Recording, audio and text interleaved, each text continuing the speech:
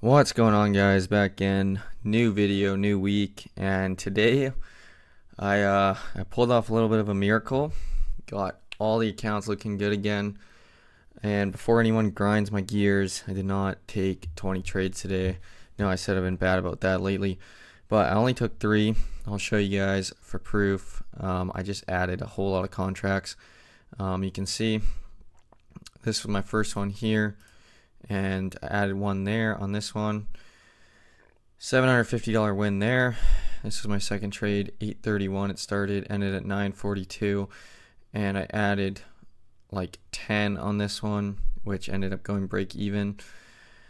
And I took one more at 944, which ended up making me just over $1,000, and I added 6 on that one. So 3 trades, big win today, obviously across all 3 accounts.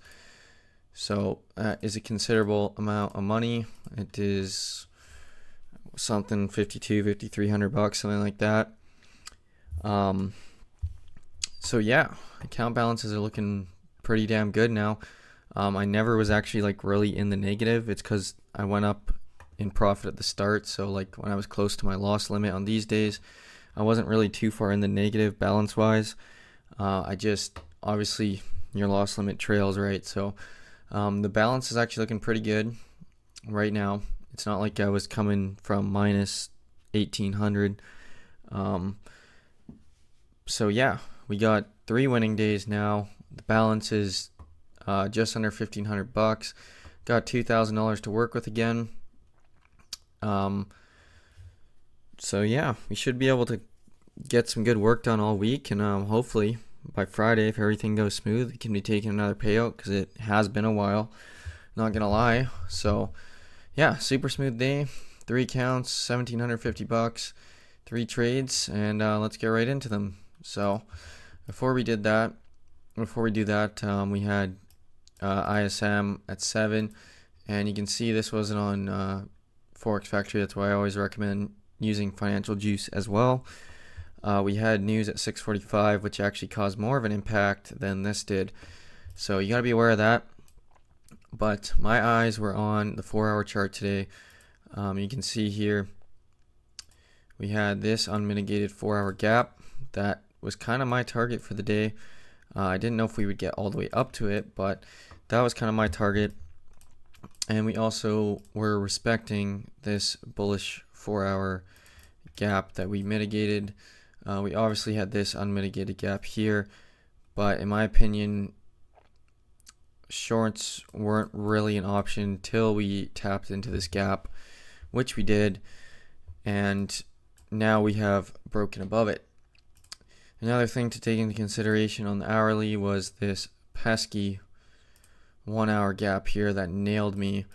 I think it was on Friday last week. We rejected off that like super cleanly, and I got smashed. So that was another thing to keep in mind. And I didn't trade yesterday. I was on vacation, like I said, all weekend. But we did get this pretty big gap down. Like just the gap alone was 160 points. I mean, candle to candle, you're looking at almost 400.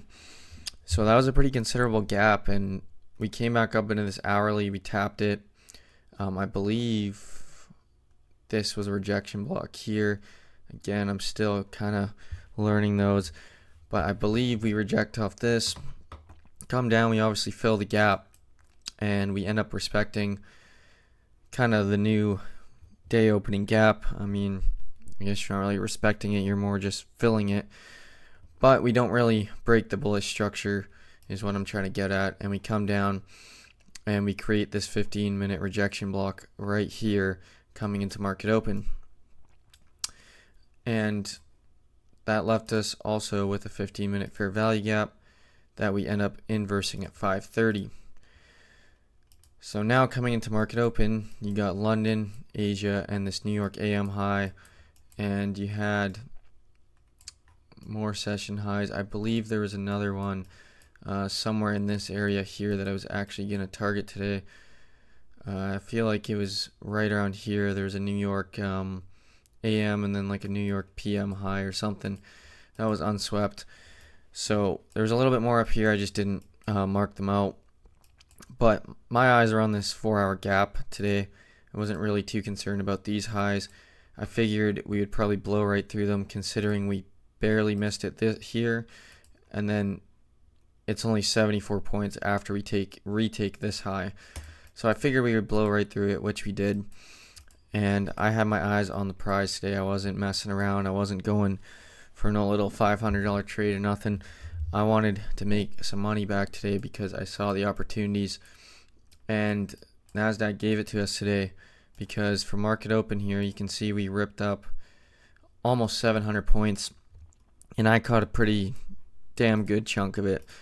My first trade here, I only went in 1 micro to start because I was a little bit nervous of not this gap. I entered after we inversed this gap here, but we wicked out this 5-minute gap, and we also had this 5-minute rejection block up here and here. So that concerned me a little bit, so I sized in very low, and rightfully so, because we got some garbage ass price action as soon as I entered. I got in at 636 right as that 5-minute candle closed, so I got a horrible entry. We obviously got all these IFVGs on the 5-minute down to the 1-minute, nothing above that. But since I only entered with 1 micro, I was able to keep my stops all the way down here below the rejection block just in case we rip back down.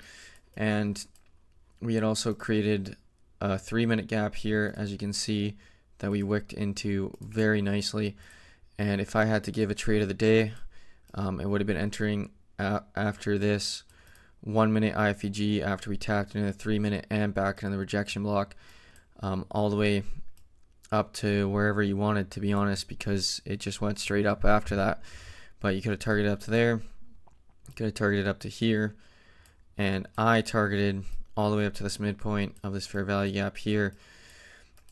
And this first trade, I added 1 contract at 7 o'clock, so I got in here, and like I said, I was targeting to the midpoint of this gap, and I kept a very wide stop at the start. That's why my RR is terrible. If I ran a tighter stop, obviously I'm getting really good RR on this, like 1 to 3 at least. But I only had $500 left to draw down, so I went in 1 micro, only risking 250. And as you can see, like, this is a huge stop. It's almost 200 points. Like, if I got stopped out on that, I was completely wrong, and I'm just done for the day, right? But I wanted to be cautious just because we had a few points we could have bounced off here. So I went in with 1 to start, and I added 1 at 7 o'clock. So all the way up here after we break this gap, we're still respecting bullish structure, and then we close above this 5-minute rejection block here, and that is where I added the next contract, which moved my entry probably up to about there, give or take, because I do remember these candles coming down, and they would have taken me out break even, but because I didn't go break even there, I was good. I moved my stops up to about there, or maybe a little bit higher, maybe here, because they were just below this gap. We respect that gap, we bounce up very nicely, and I didn't get out of this trade all the way till 8:28 right here, where I moved my stops in profit because we did break all these gaps down. And at this point, we had grabbed all these highs. We had broken this rejection block, and this hourly, we did break above it at 8 o'clock here, as you can see. So we did close above that hourly, that pesky hourly that was giving me a hard time. But I did end up getting stopped out there in profit, pretty close to full TP, about 100 points away. Would have only been an extra a couple $100 to 200 to $300, something like that. I was gonna make about 1,000 on the day from that trade, but I ended up getting 750, and that was not a bad trade at all. From my original entry, I caught good amount of points on that. I caught 219, and the only reason I only made 750 bucks was because I only went in with 2 micros, and that just kind of shows you the power of micros right now with how much the market's moving. 2 micros used to be able to buy you fuck all, but nowadays you can get an easy $750 win. I mean, starting with 1 micro and ending with 2. So yeah, at this point, I had money to play with, right? So we created a bunch of 15-minute gaps, and we had this one that we did disrespect, but barely. And I wasn't too concerned because we had more gaps below that if we did retrace into them, it wouldn't have been that big of a deal. I did re-enter a position right after we tap down into all these gaps. We respected the last 3-minute gap here, I believe it was a 3-minute. Yeah, we stay within the 3-minute gap. And like I said, we did disrespect the 15, but we didn't destroy every PD array, so I wasn't tripping. We get 1-minute inversion here, very strong displacement. Entered again here. And again, I just went in with 1 micro. Like I got money to lose. I was risking 250 bucks. I wanted to at least end the day with 500 no matter what. So I was risking 250. Stops were not tight at all. Again, just targeting up to here. And this trade ended up getting taken out at 942 because, as you guys saw, I added 10 micros onto this trade. So I was up a good amount. And I added so many micros, like my position came all the way up to here. And I just barely got wicked out, break even there, unfortunately. But again, I caught a good amount of points there. And I didn't feel like I was done for the day. I was kind of pissed off at that. I added way too many, like not gonna lie, like 10 was a bit ridiculous.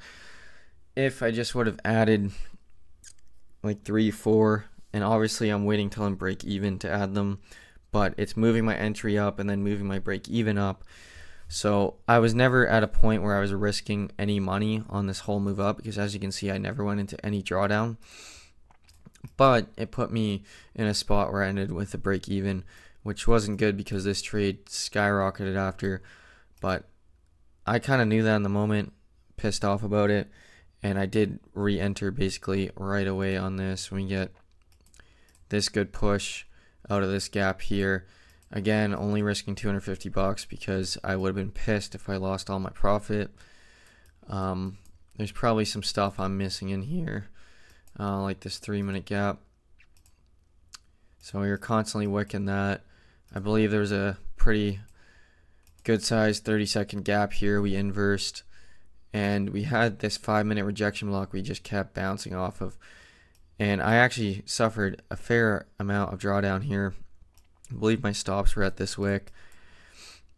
And I wasn't really tripping. Like I said, I wasn't risking a whole lot of money. So, like, if it did hit my stop loss, I was just done for the day. It's like, whatever.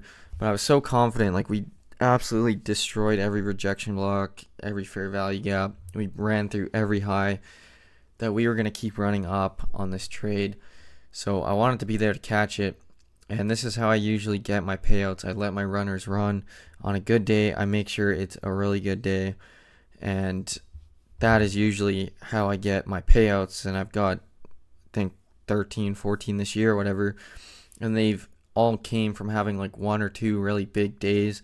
And I'll just get a few $150 days. So on days like today, I'll risk the house's money when I'm up 750. I'll risk 250.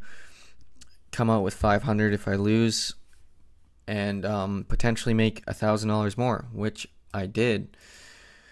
So I just targeted up here, which was the $1,000 mark, because you guys know me, I like whole numbers.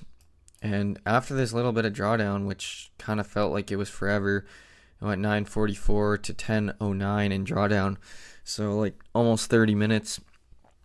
And after that, as soon as we break this 5-minute rejection block at 10:10 here, we just skyrocket up and shot me straight to TP.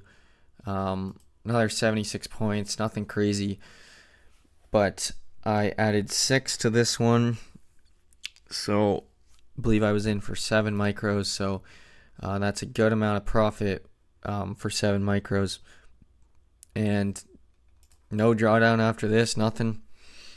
And it did take quite a while to play out. Like, it took over an hour, but did play out very smoothly. And then I'm pretty sure we got some sort of like Iran tweet around here.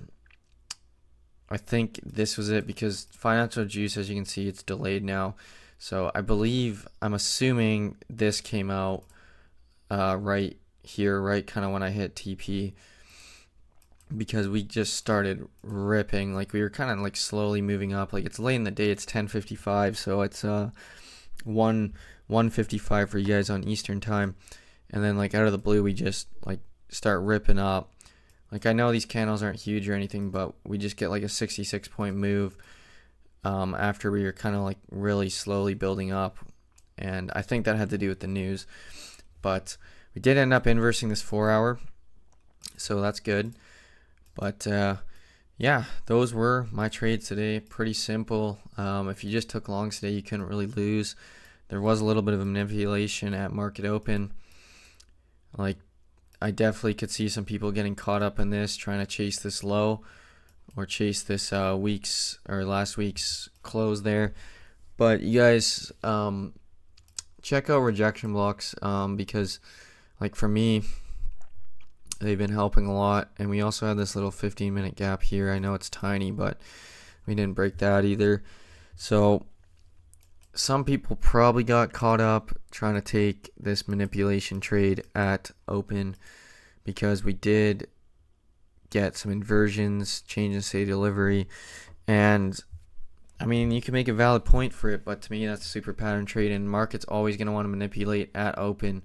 So you kind of just got to let it happen, and if you miss it, you miss it. It is what it is. But I've realized market open, you got to be careful.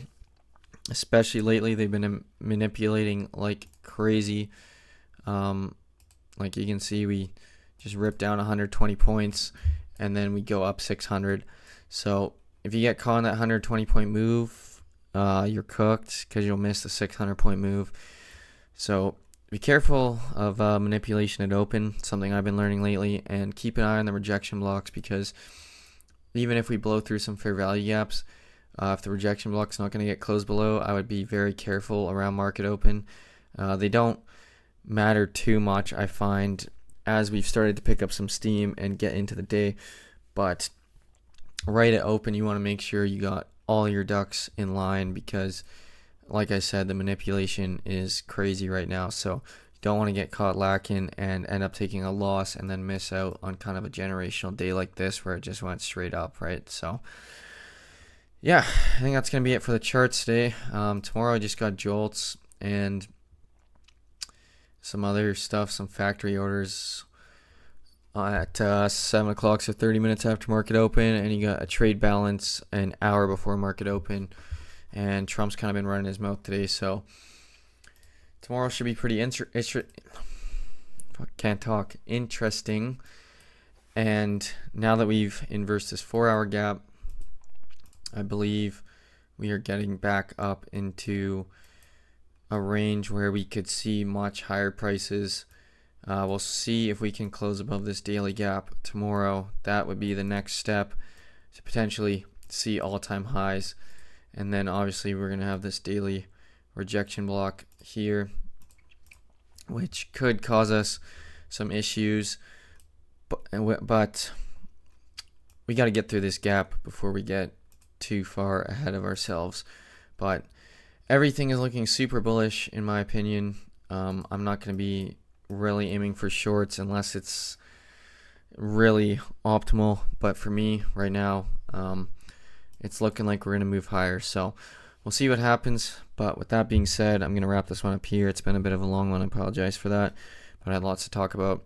So if you enjoyed, leave a like, comment, subscribe as usual, and I'll catch you guys in the next one. Peace.